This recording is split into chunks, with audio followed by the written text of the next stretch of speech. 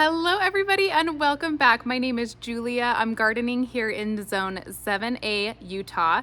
Today I want to get some seeds direct sown into the garden. You can see I have hardening off some of my seedlings from inside, and back here behind me I have all of these seed packets sat out on my patio table that I want to get into the ground today. So what we're going to do is just take a quick look at what I have, and I have no plan, and I normally don't have a plan for direct seeding.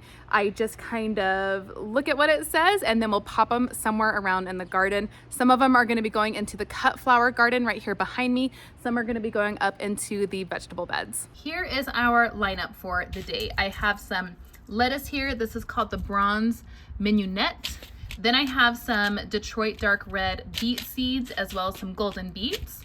Then I have a few types of carrots. We have a rainbow mix, a tender sweet, and I think this is a Danvers. Yep, Danvers carrot. Now some of these are just really old seeds that I just want to either try to germinate, try to get them going, or toss them. So we're giving them a try today. I also have some spinach. This is called Oceanside. And then over here I have some flowers. Now these packets like a day ago got wet. Can you see? Oh no. So I'm really hoping that they do okay. But I have some Dara, and I'll pop pictures up on the screen. I have some Persian cress, and I also have some elegant salmon Clarkia. So we're gonna get these going in the cut flower garden and see what we can do. Then I have some sweet peas. I know I might be a little bit behind on some of these things, but I figure why not? Let's just go for it anyways. So I have this knee-high blend, which is a shorter blend of sweet peas that I thought would be beautiful right here. That is where I grow my strawberries, and it has that short little trellis in the middle. So I thought that that would be a beautiful spot for the sweet peas to grow up. And then I also have this taller variety of sweet peas that I'll have to figure out. Maybe I'll grow them along the fence somewhere. I'm not sure, but they got to grow up on something because these get like 8 or 9 feet high. Mature height 6 to 8 feet. So there you go, still really tall. Then I have some alyssum, which I would normally start inside, but I just did not get to this one, and I just love alyssum so much. So I think we're gonna pop some of those seeds in some flower beds and see if we can't get some alyssum to start going for us. And then I have some peas. You can see how all of these peas are kind of like spilling out.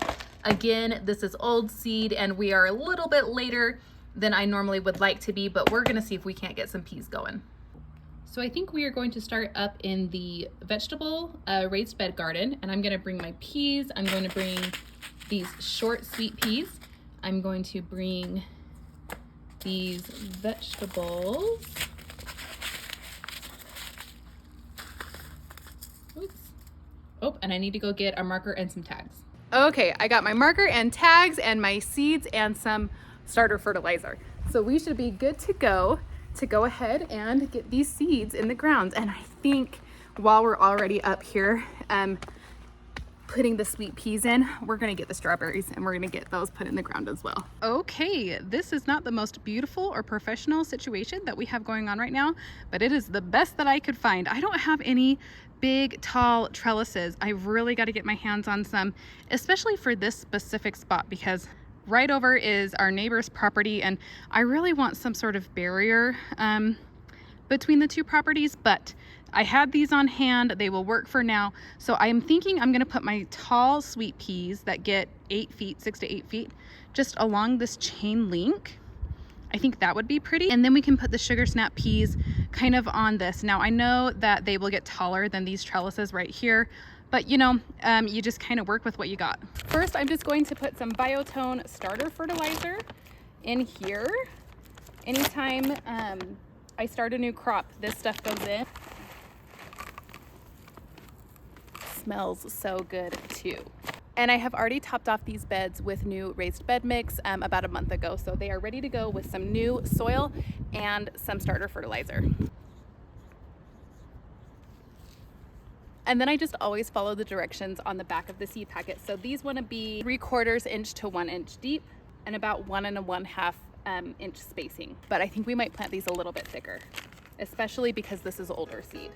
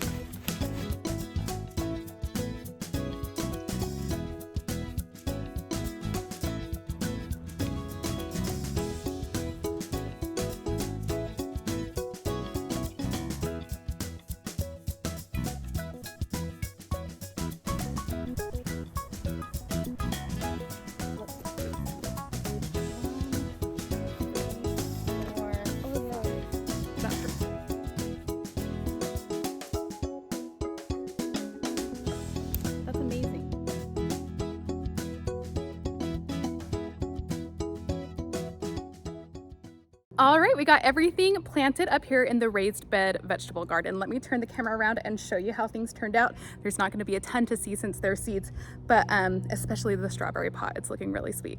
So right over here at this furthest bed, I have the sugar snap peas just kind of along these little wire fences. Oh, we need to replace those so bad. Look, they're just popping apart.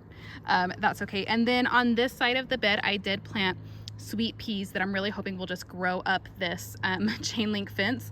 This chain link fence, if I can slowly kind of turn you around, goes all the way down along this vegetable garden. So I'm thinking like clematis or something that I can grow on this fence just to give it a prettier look. In this next bed, I planted the Detroit dark red beets, the bronze mignonette lettuce, and then the golden beets. And can anybody tell me what these two little guys are?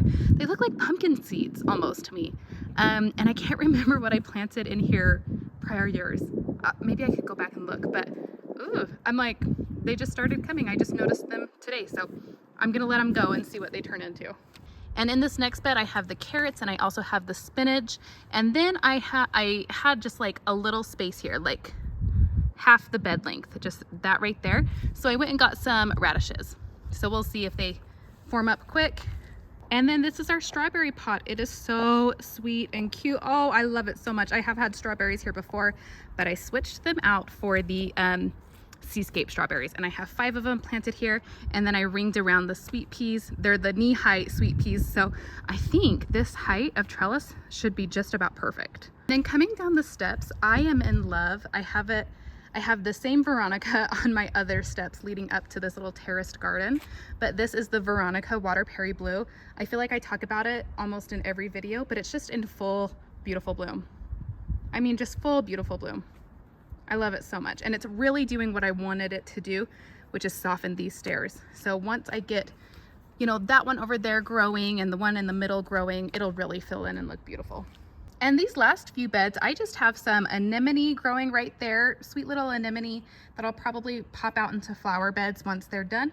And then I have 2 beds of garlic that are looking amazing. I mean, they're just looking amazing. Garlic is really easy to grow. Just pop it in the fall, you let it do its thing, and then you water, you know, once our water gets turned on, which will be like middle of next week, and then we harvest sometime in July.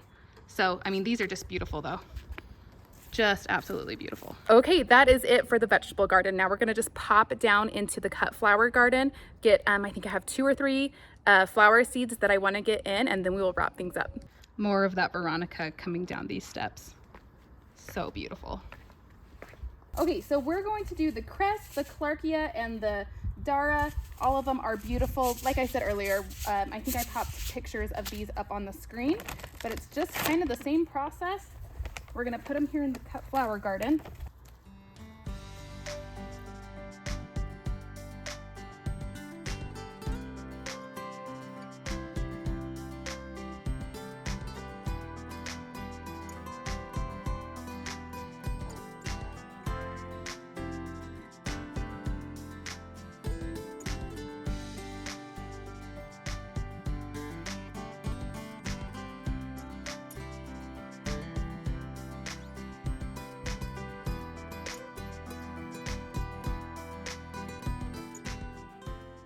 Got everything in the cut flower garden, got everything watered in, looking great. And I did put just a blank tag right there so I knew where my seeds stopped. Until they grow up and get bigger, it's easy to get confused out here. So I just put a blank tag that indicates that that's where I'm gonna pick up when I'm ready to go with more things. And I almost forgot this sweet alyssum. This is my last packet, and I wanna go find a place in the garden bed, a garden bed to put this, and we will see if we can get like a big crop of sweet alyssum. I love sweet alyssum.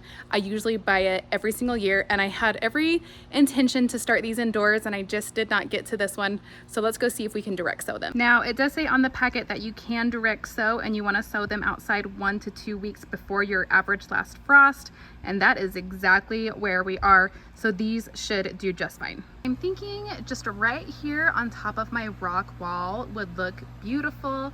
I am planning on finding something to grow up this little trellis that I have, but wouldn't a carpet of sweet alyssum just look really cute? Yeah, I think this is the spot.